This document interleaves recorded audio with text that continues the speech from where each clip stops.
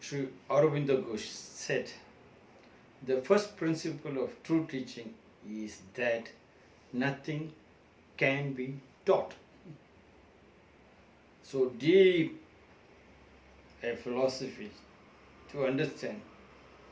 Aurobindo Ghosh was an Indian nationalist, scholar, poet, mystic, philosopher, yogi and guru who developed concepts of human and spiritual evolution with the help of his spiritual collaborator, the mother, Mira Alfasa. He founded the Sri Aurobindo Ashram in Pondicherry. The first principle of true teaching is that nothing can be taught. The first principle. If you have the first principle, the second principle will happen. The first principle should be in the conscious state, and everything is the first. In the morning when you get up, every day morning is a fresh morning. Every day when you empty your stomach, what you eat will be fresh. The plate should be fresh. That is the first principle he was talking, the conscious first principle. Unconscious first principle will be you will have a second principle, third principle, fourth principle. The first principle, true, use the term true teaching. True teaching is that nothing can be taught. True teaching is that the guru and the shishya sits together. The teacher never teaches anything from the books, neither looks into the book. The teacher is become the subject and the subject is become, they both are melted one, and when they open the mouth, the things happens through their practical life. But now the government and the education department has forced so many things to confuse you. They wanted you a slave, they wanted a slave teacher. There's no respect for teachers nowadays. The only one people in the whole of Japan the emperor respects was a teacher. Anybody, any business people, they see a teacher, they bow so low, they won't sit. The teacher is like a god in Japan. That days are gone. Here teachers are coolies. Teacher also believe they're cool because they can hurry borrow from the books and the guides and force it. Learn, give them notes. Nothing is practical. There, it is so deeply involved, a teacher cannot make a mistake, not even a spelling mistake. The guides in the textbooks, if you look, so much of spelling mistakes, so much of printing mistakes, that can never happen. There's so much conscious about the child growing. The first principle, the conscious state of the first principle is, principle means the truth which has been evolved right from your heart. You and the consciousness become one on the subject what you're teaching. Yes. If it is a language, you know to read, write, speak and listen. 4 stages, deeply going deeper into that particular language of the poetry and the literature. You can say, just go deeper, you become a very big writer. But that doesn't happen. Haripur is something you talk.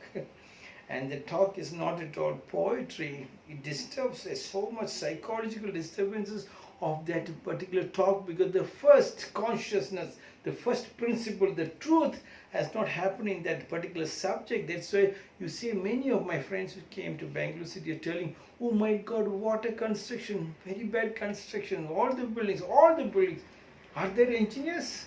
The masons and the engineers are all become coolie engineers and coolie doctors we have. We do not have a master engineer, master doctor. See, the child was interested in what particular subject. From the childhood, the child is deeply involved in that medicine work, deeply only in the engineering. The engineer is not only just bookish engineering, he himself is a mason. No, not a single mason or a carpenter respects an engineer because they are stupid, they are only using us like master race and the slave race. To reach that stage, how are we going to connect it up? The first principle of true teaching is that nothing can be taught, it happens. How could you learn from the books? And books are so huge. Are they trying to make a joke out of you by dumping so many books so that you learn everything by heart? You don't learn anything by heart. The heart is not there. If the heart was there, if you learn everything by heart, then it stays. But now you're trying to hold it. If you hold it, it runs away. Keep it open, it stays, goes the proverb. But now they are asking you to muck up something. And then you rob, you go copy, and then you pass. You think certificates are very, very important. Most of the companies who went to for campus and picked up children, they were telling, oh my God, those children doesn't know anything. We have to again train them once again. We have to spend another 1 or 2 more years to retrain them back. Yeah, that has become the stage now. And that slavery mind is very good for the master group which is running the country. 2% rich countries, 98% of wealth of the country. One time when student went to the Zen monastery, he walked for almost 2 months to reach the Zen monastery to learn Zen. He went and knocked at the door, and the Zen master opens the door and he asked, I come to learn Zen, will you teach me Zen? So master slammed the door at him and walks off.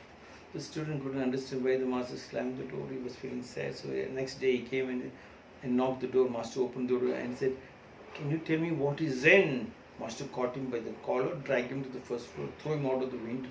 He broke his hands and legs, was hospitalized 6 months. After 6 months, and again he came and knocked at the door. The master opened the door and he bowed at the master. Master bowed.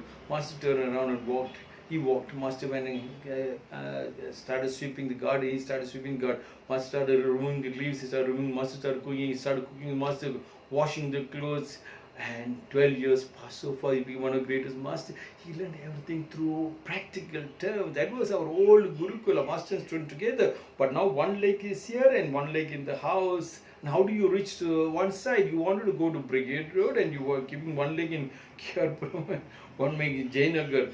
You split right and center. You have to keep both legs in one boat. That's what he's telling. The first principle, the first. And it should be conscious. And then it cannot be second. You cannot have a second one. Because the first, today is first. And tomorrow when you wake up, it's again fresh. That's why husband and wife is together. Husband and wife is telling you tomorrow is second day, third day, first anniversary, second anniversary, third anniversary. No, there is no anniversary. Every day was a fresh day. Every day was a fresh love. Every day was a fresh opening of the heart and the mind, going deeper and deeper and understanding every part of the body in its pure nakedness, of your physical nakedness, of its mental nakedness, of spiritual nakedness. And in that nakedness, a naked child is born, a naked philosophy born. What a beautiful house, a family tree, and the family system is stabilized, a massive big system which is rooted deep down happened. That was the first principle. True teaching, true husband and wife will be together. They cannot be two separate. They both are one. They talk one. They take bath together. Everything is together. To be together, it should be like the Japanese business people. They sit together. They never open their mouth for hours together. They just sit and listen, or just sit and look at each other and keep pouring the tea and the green tea to this side, to that side, hours together before they start opening slowly. There is hardly any written document to make a deal with another person. You have to be with that people, and then the business happens, and that gives you the orders according to the trust. Trust is very important for them. The trust we can stay for 1,000 years is what they are looking. That is what very important. You cannot drag the horse to the river and make him drink.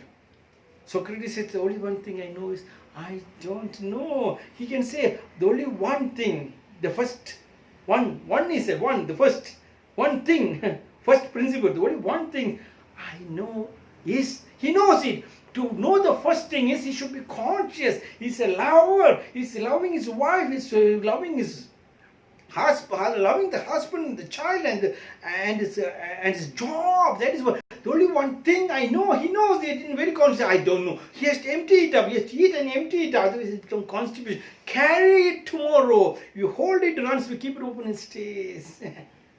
Mahatma Gandhi says, you be the change for the change you asked for. You be the change. What is the change you want? You want to become a doctor, a lawyer, or an engineer? Start from beginning. Be with the master for 12 years. And then nothing. You just become bookish and you become coolie engineers, coolie doctors. That was